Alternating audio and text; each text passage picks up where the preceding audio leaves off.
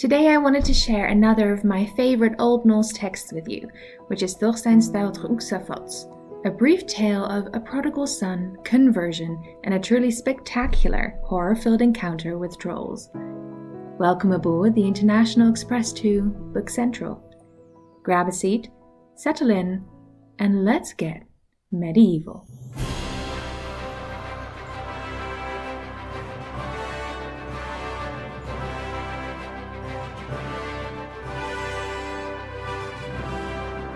Today's tale, as the title suggests, is a þáttr, plural is þættir, which means thread in Old Norse.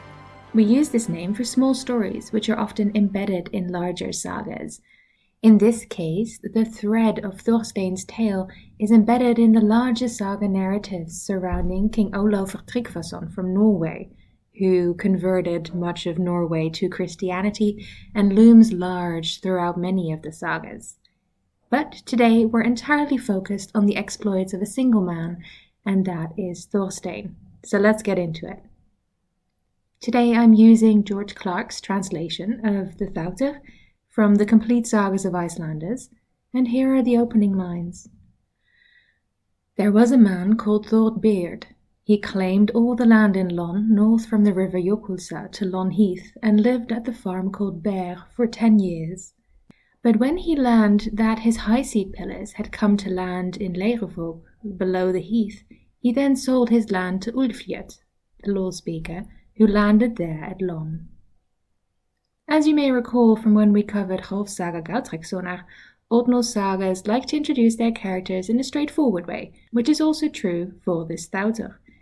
So here we first meet a man called Thord, as well as a man called Ulfljot, who once established a law code called Ulfljot's Law, and was in Iceland when the Althing was established. More on what the Althing is later. These two men then aren't super relevant to the story, but they do give the þáttr a nice chance to give us a few provisions of what it calls the pagan law code that ruled in Iceland at the time. One of these provisions was that people should not sail their ships with dragons' heads, but if they insisted on doing so anyway, they should take the heads off before they approached land, because otherwise the sight of these dragons' heads would frighten the nature spirits of the land. It also tells us that a gothi, which is an Old Norse term for lawmaker, should have an arm ring which he wore at public meetings, and that this arm ring should be reddened in the blood of a sacrificial bull. We are also told very specifically how legal oaths were meant to be sworn, and that Iceland was then divided into 4 quarters, which each held their own assemblies. Now, with this historical background firmly established, the þáttr introduces another man who actually ends up being relevant. This man is Þorkell Geitisson, who lives in Krossafik. He is an outstanding man, and he has a sister, who is also very talented, but who has been unable to speak from birth.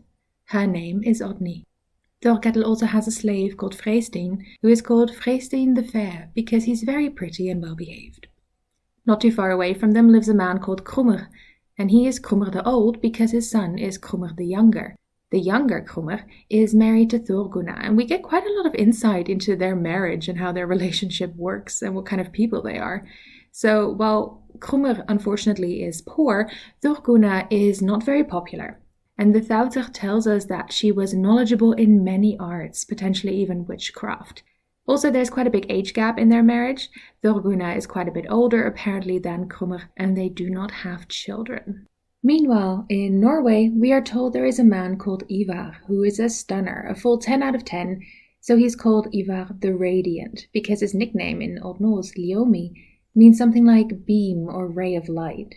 And during a trading voyage, he makes his way to Iceland. There he lands in Gautavik, and he is invited home by Þorkell, who we've already met. Ivar is a very sociable man, and everyone adores him, and he's very generous with his money.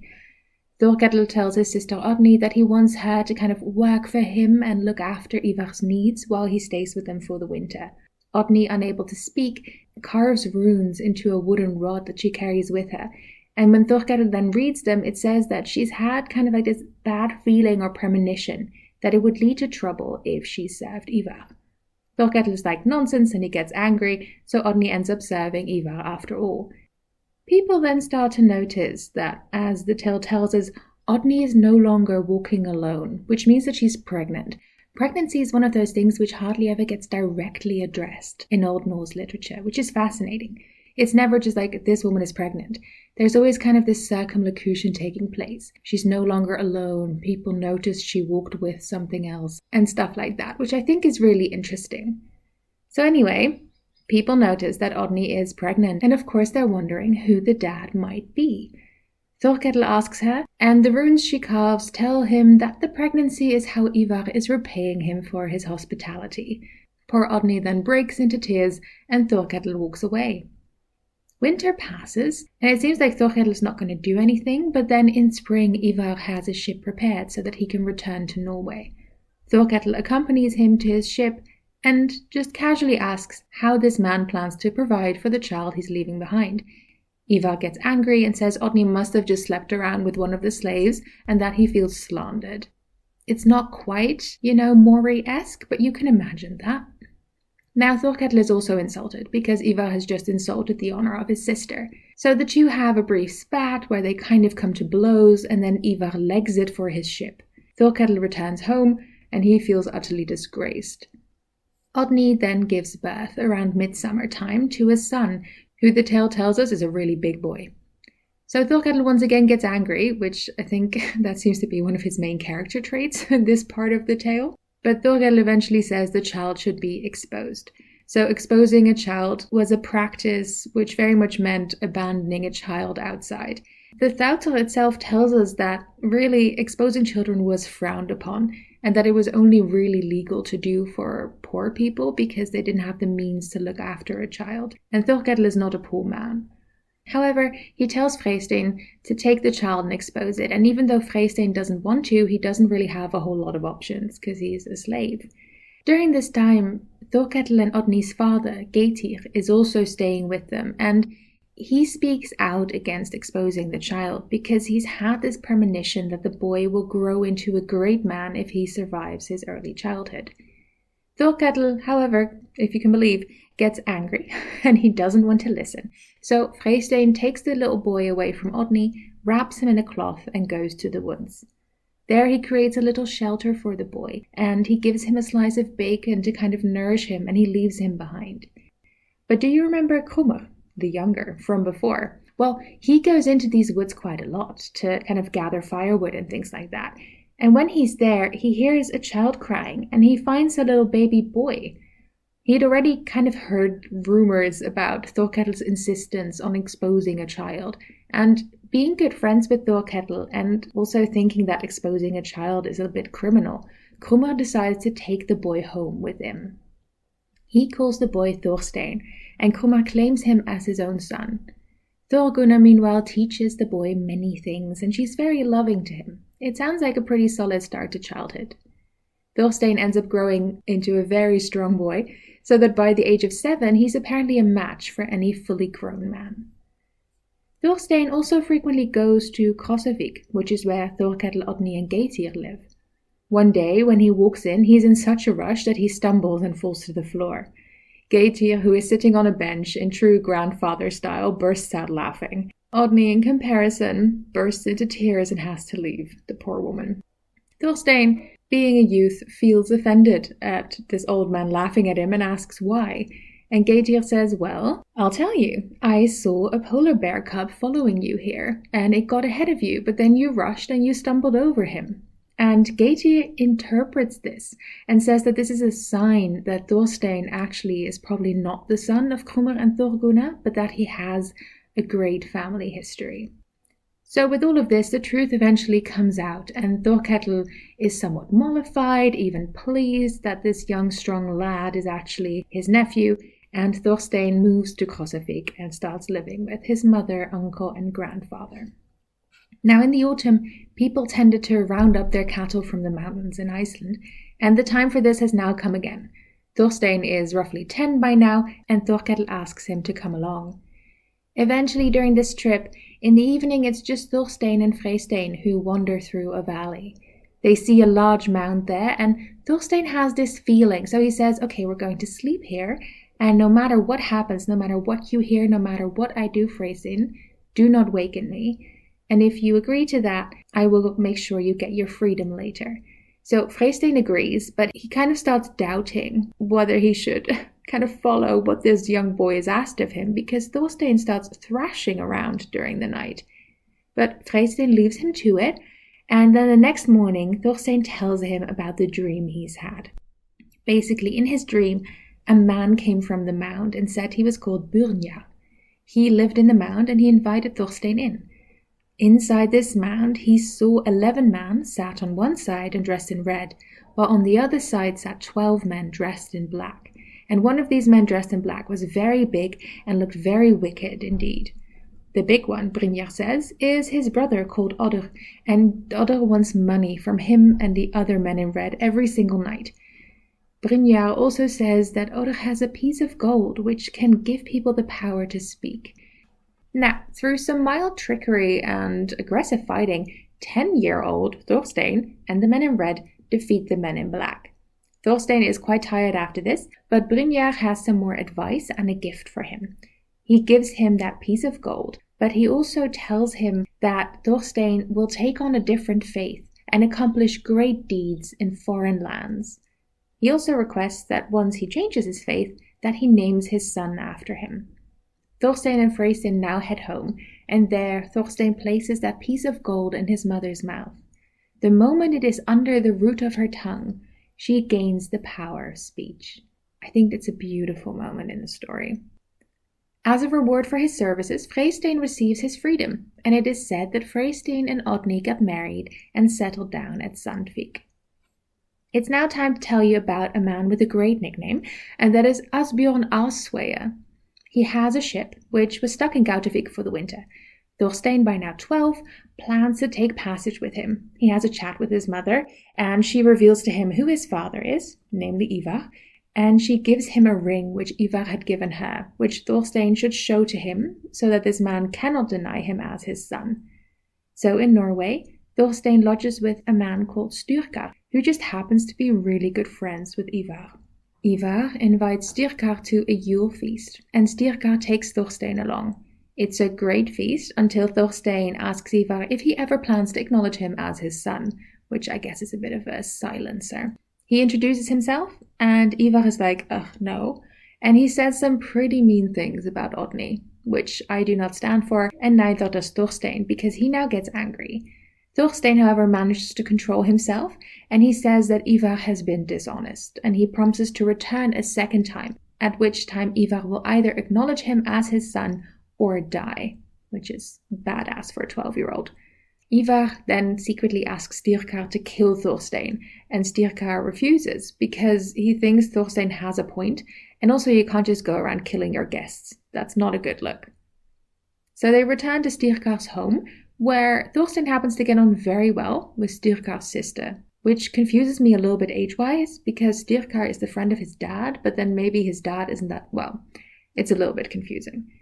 But Thorstein is there in Norway for 2 years, then he returns to Iceland. He stays there for 3, and then he returns back to Styrkar in Norway. By this time, we are also told that there has been a change of ruler in Norway, and it is now Olafur Tryggvason who is king. He has proclaimed Christianity to everyone. However, things aren't going that well because there are also female trolls all throughout Heiðarskog, which is a forest, and this is proving to be a real problem. A man called Brynjolfur tells him that he will go deal with these trolls. And in the forest, he and his men discover a large hall, and they see 3 female trolls run out of it, and they all have swords, and one is as hairy as a bear. And then there's this huge man, if you could even call it a man, and 2 little boys, and we are told they all look very evil. It comes to a battle, and Brynjolfur and most of his men die. 4 of them do get away, and they tell King Olafur and everyone else what has happened. Thorstein is in Norway with Styrkar at this point, and Styrkar discusses these matters with him. Thorstein must be about 17 or 18 by now, and the two decide to go to Heiðarskog themselves.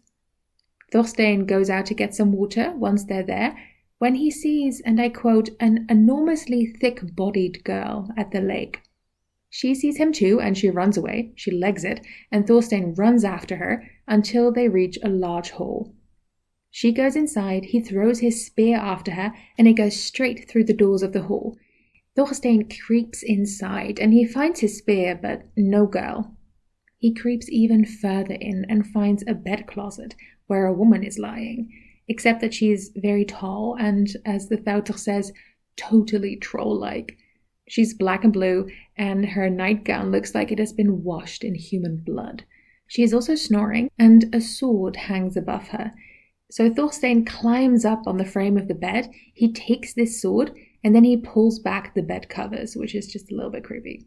He sees that this woman is furred, so she's got hair and fur everywhere, except for one spot under her arm. So he thrusts the sword in there so hard that it pierces right through to the bed. The woman wakes up and she jumps out of the bed, but loses consciousness and dies because she's been stabbed pretty hard. Thorstein pulls the sword out and continues on his way through the hall. Through a sliding door, he sees a large man sitting at a fire with another evil-looking ogress next to him, as well as 2 little boys.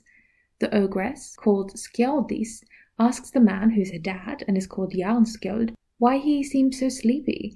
And Jarnskjöld says he doesn't feel sleepy, but he feels attacked by the spirits of strong men, and he asks the boys to go check on their mother, who Thorstein just killed.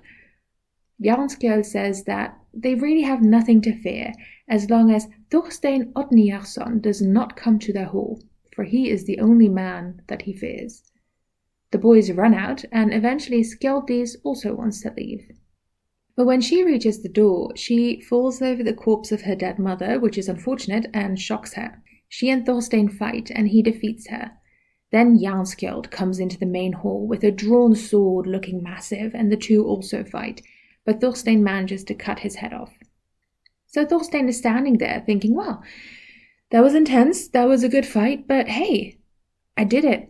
And then my favorite moment of this entire story happens, because the old woman he killed first, who's called Skjaldver, comes back and grabs him from behind before he realizes what has happened. She has returned from the dead, and she's trying to bite his throat in two. I mean, come on. Thorstein is in serious trouble because she's super strong and he doesn't have an advantage on her now because she's no longer asleep. And so he turns to God and he promises him to become a Christian if God only saves him now.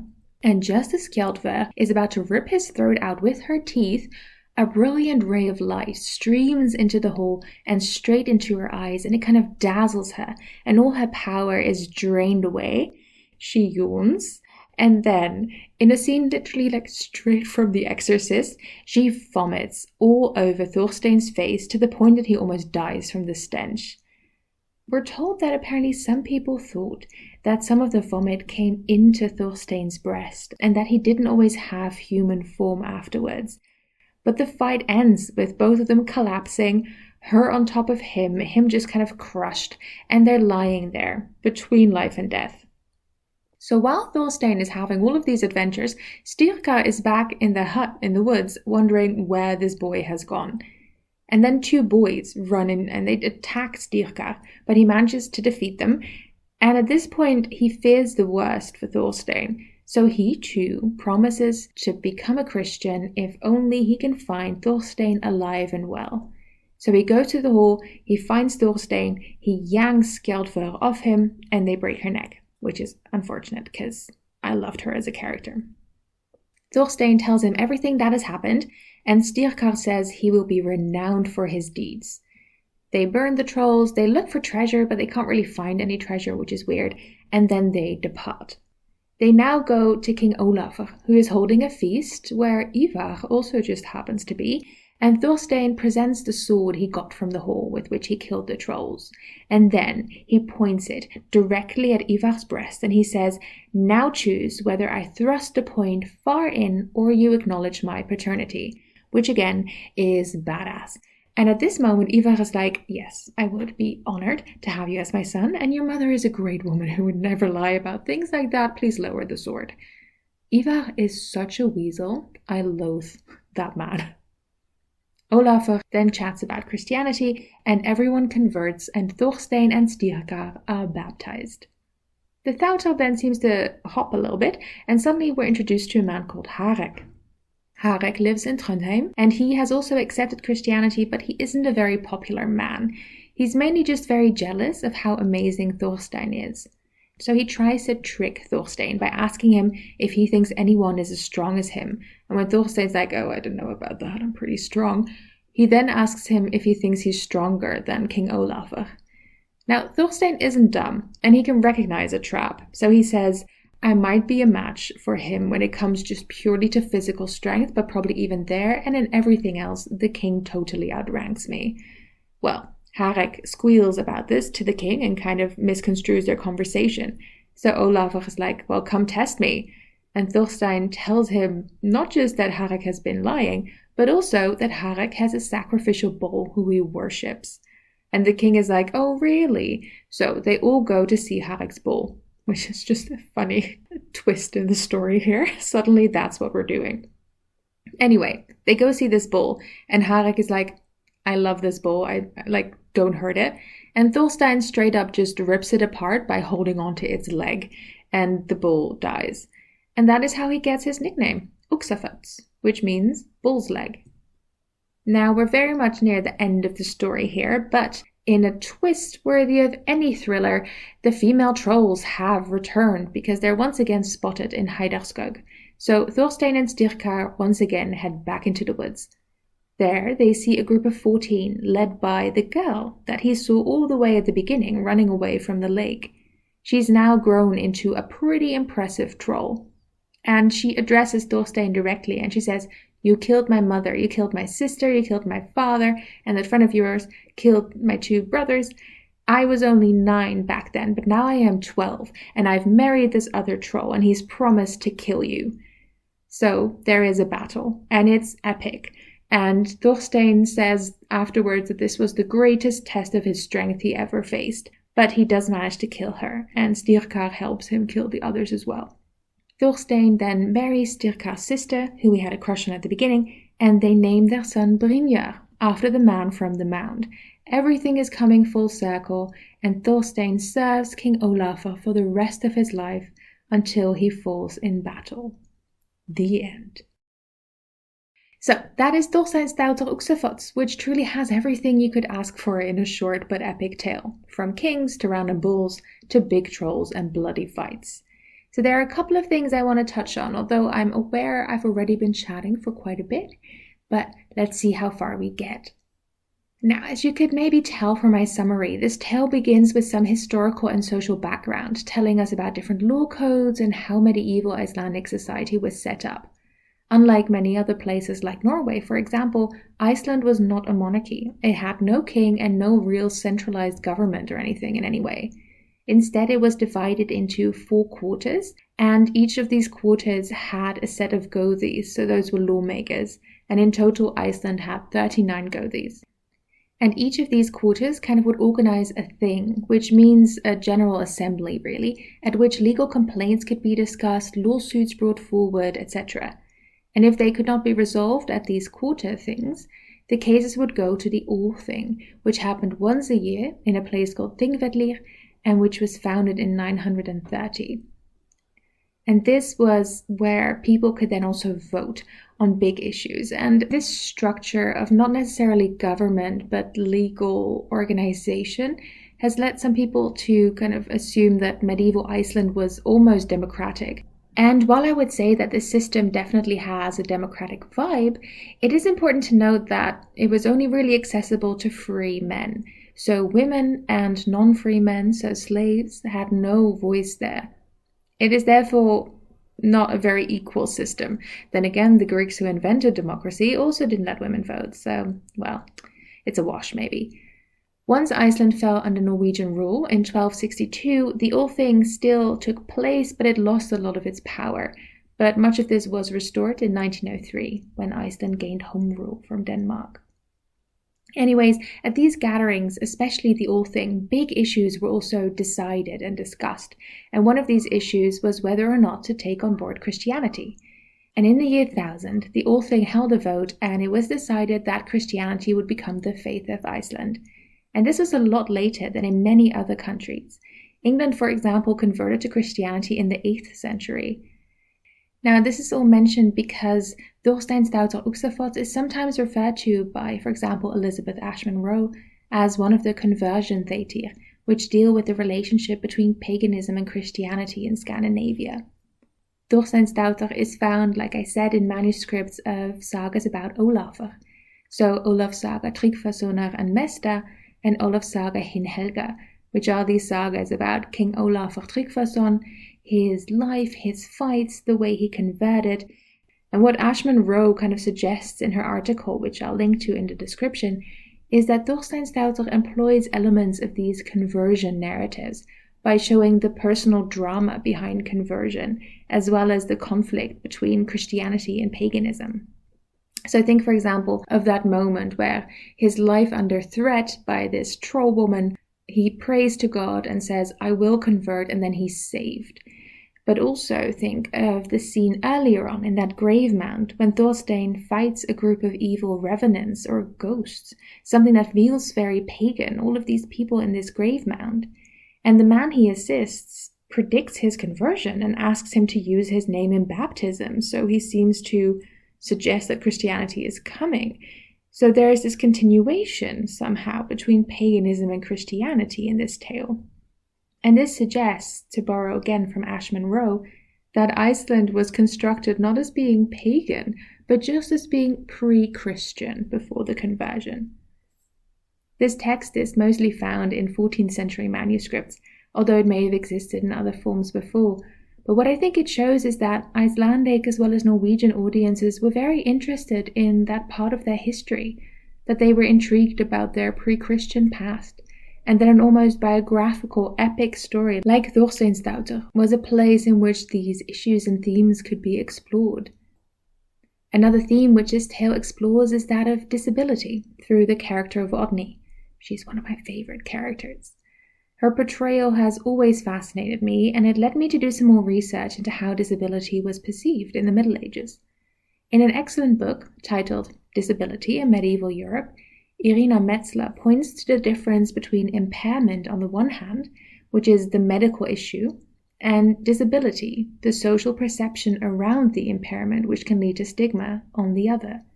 So for example, in my case, I've got pretty bad eyesight, which is an impairment, but I don't have a disability in the sense that there is no active social stigma surrounding wearing glasses these days. No one would look at me with my glasses and consider me disabled. What Metzler points out, as many other medieval scholars working disability studies do as well, is that we need to be really careful about reading modern perceptions of disability into the Middle Ages.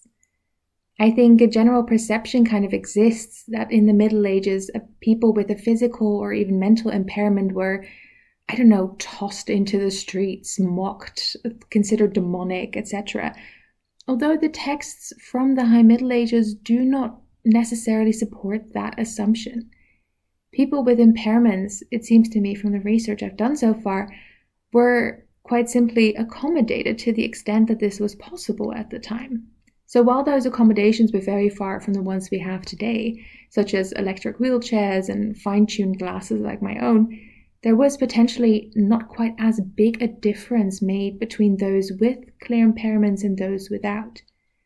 Metzler discusses how in the 19th and 20th centuries there was a big push towards hospitalization and institutionalization for those with impairments, which was sometimes the first time that those people learned to consider themselves as disabled. Until then, they'd potentially just been living in their communities with their impairments, contributing in their own way, whereas now they were kind of put into a category of disabled and therefore incapable.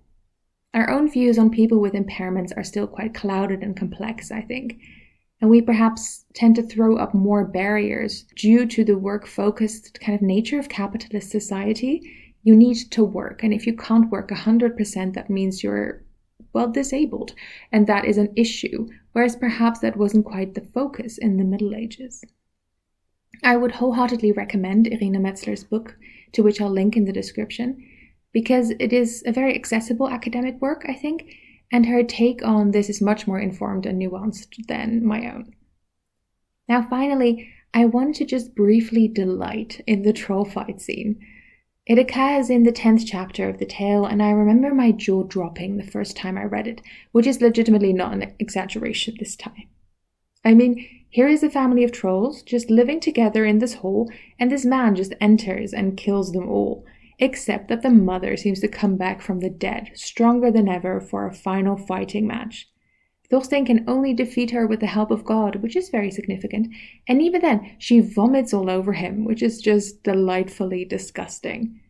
But it is this vomiting which first caught my attention, which, well, that probably says quite a lot about me as a scholar. It made me think, however, of Julia Kristeva's concept of the abject. Kristeva is a Bulgarian-French feminist, psychoanalyst, and literary critic and philosopher, which is an impressive list of jobs. She developed the idea of the abject as that which is rejected or which disturbs social order and reason. The abject is all things we prefer not to see, and it has been picked up in the horror genre and by those interested in monstrosity like myself as a very useful concept. The abject, for example, can be blood, vomit, things which should be on the inside and not publicly visible. The sight of these things shows us something is wrong. It is also other taboo elements of the self, such as cannibalism or incest, for example, which we must learn to reject in order to establish an identity and maintain the borders of what is socially correct. The abject ignores these boundaries, and it thereby horrifies. So in the case of Þorstein's þáttr, the vomit is clearly a gross, disgusting thing, which should not be revealed or exposed, and it absolutely stuns our hero. But the most intriguing part, which interests me so much, is the tale speculation that some of it may have affected Thorstein in a way that, in being touched or perhaps even entered by this, he is no longer able to hold on to his human form. The vomit, but also this encounter with the monstrous feminine, shakes his identity and the borders he has in place, which keep him safe.